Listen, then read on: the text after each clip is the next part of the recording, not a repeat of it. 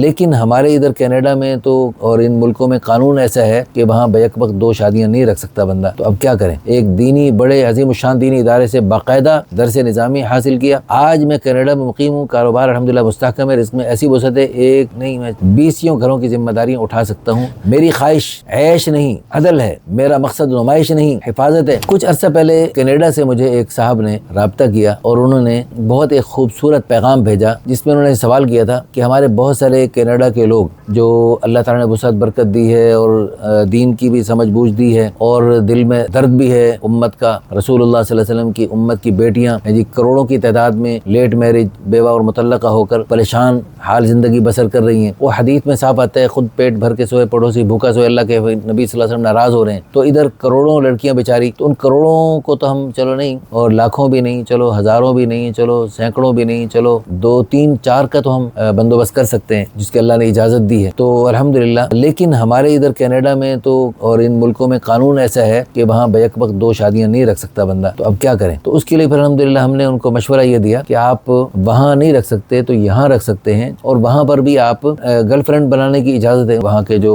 غیر ہیں ان کو گرل فرینڈ بنانے کی 4 نہیں تم 20 گرل فرینڈ بناؤ، پہ کوئی کسی قسم کا کوئی پوچھ کچھ نہیں. لیکن آپ نے دوسری شادی نہیں کرنی، یعنی صاف ان کافروں کی زنا کو پروموٹ کرنے کی ایک کوشش ہے. لیکن الحمدللہ ہم چونکہ مسلمان ہیں اور ہمارا پاکستان بھی اسلامی ملک ہے، یہاں الحمدللہ ایسی کوئی بات نہیں. یہاں دوسری تیسری چوتھی شادی میں کوئی مسئلہ نہیں، الحمدللہ حکومت کی طرف سے کوئی خاص مسئلہ نہیں. تو لیکن وہاں کے لوگ کیا کریں؟ 2 رکھ سکتے ہیں، 3 مزید رکھ سکتے ہیں. پاکستان میں کسی بیوہ کا 2-3 یتیم بچوں والی ہیں جی ان کا سہارا بن سکتے ہیں. تو الحمدللہ یہ ایک صاحب نے یہ خط لکھا، سنیں ذرا. محترم مکرم مولانا عادل صاحب السلام علیکم ورحمۃ اللہ وبرکاتہ. یہ چند سطور ایک ایسے شخص کی طرف سے قبول فرمائے جس نے زندگی کو اللہ تعالیٰ کی رضا کے زاویے سے سمجھنے کی کوشش کی ہے. میری عمر اس وقت کم و بیش 46 برس ہے، اگرچہ دیکھنے میں 35 سال سے زیادہ نہیں لگتی. قد ماشاءاللہ 6 فٹ ہے. الحمدللہ پنجاب کے ایک بڑے شہر سے ایک دینی بڑے عظیم الشان دینی ادارے سے باقاعدہ درس نظامی حاصل کیا. حضرت ہمارے سسر محترم مولانا یاسین صابر رحمۃ اللہ علیہ کے بھی یہ شاگرد ہیں ماشاءاللہ. اس کے بعد اللہ تعالیٰ نے دنیا کے میدان میں بھی دروازے کھولے. آج میں کینیڈا میں مقیم ہوں، کاروبار الحمدللہ مستحکم ہے، رزق میں ایسی وسعت ہے ایک نہیں میں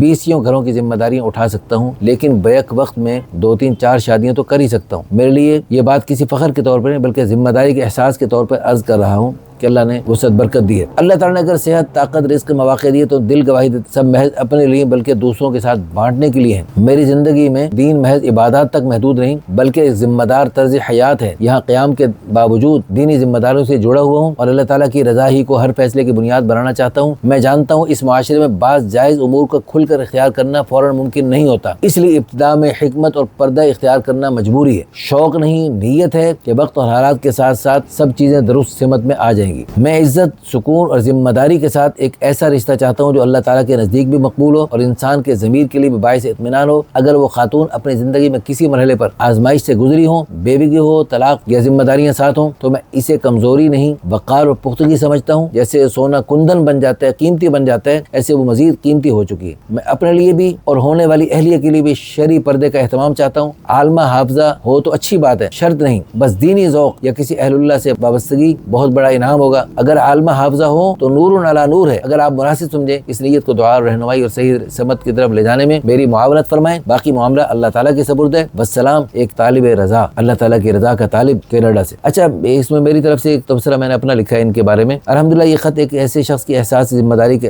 عکاسی کرتا ہے جسے اللہ تعالیٰ نے دینی بصیرت بھی پوری دی ہے، دنیاوی وسعت بھی، جس نے دونوں کو آزمائش سمجھا ہے، استحقاق نہیں. یعنی دینی جو انعامات ملے ہیں، اللہ نے عالم حافظ بنائے، جو بھی دینی تعلیمات دی یا دنیاوی وسعتیں دی، تو یہ کوئی میرا حق نہیں ہے، اللہ پاک کا انعام ہے. اللہ پاک نے بطور آزمائش دی ہے جی، اس کا استحقاق نہیں، بطور آزمائش ہے. اور ہم ایک تلخ معاشرتی حقیقت سے آنکھ نہیں چرا سکتے کہ پاکستان میں آج لاکھوں نہیں کروڑوں بچیاں ایسی جن کی عمر 30-35 سے آگے بڑھ رہی ہیں، بیوہ ہیں، مطلقہ ہیں، اور بھی جن کا جوڑ بن رہا ہے مگر مزید بہتر کی تلاش نے معاملہ روک رکھا ہے. یہ بات اپنی جگہ درست ہے کہ بہتر رشتہ تلاش کرنا ان کا حق ہے، لیکن اگر معیار مالی استحکام ہے، اگر خواہش تحفظ کا سہارا ہے، تو یہ بھی ایک حقیقت ہے کہ ہر عورت پہلی بیوی نہیں بن سکتی، مگر بہت سی عورتیں باعزت دوسری تیسری یا چوتھی بیوی بن کر ایک محفوظ اور مستحکم زندگی پا سکتی ہیں۔ یہ کوئی ایک طرفہ سودا نہیں بلکہ کچھ لوگ کچھ دو کی بنیاد پر ایک عملی راستہ ہے۔ اگر کوئی پہلی شادی میں کمزوری قبول نہیں کرنا چاہتی تو دوسری شادی میں کسی مستحکم شخص کا سہارا قبول کیا جا سکتا ہے۔ یہ خط اسی اعتدال اور اسی حکمت اور اسی عملی سوچ کی نمائندگی کرتا ہے۔ ہم نہ افراد کے قائل ہیں نہ تفرید کے۔ ہم یہ کہتے ہیں کہ جہاں ممکن ہو نکاح اعلانیہ ہو، جہاں حالات رکاوٹ ہو وہاں فتنے سے بچنے کے لیے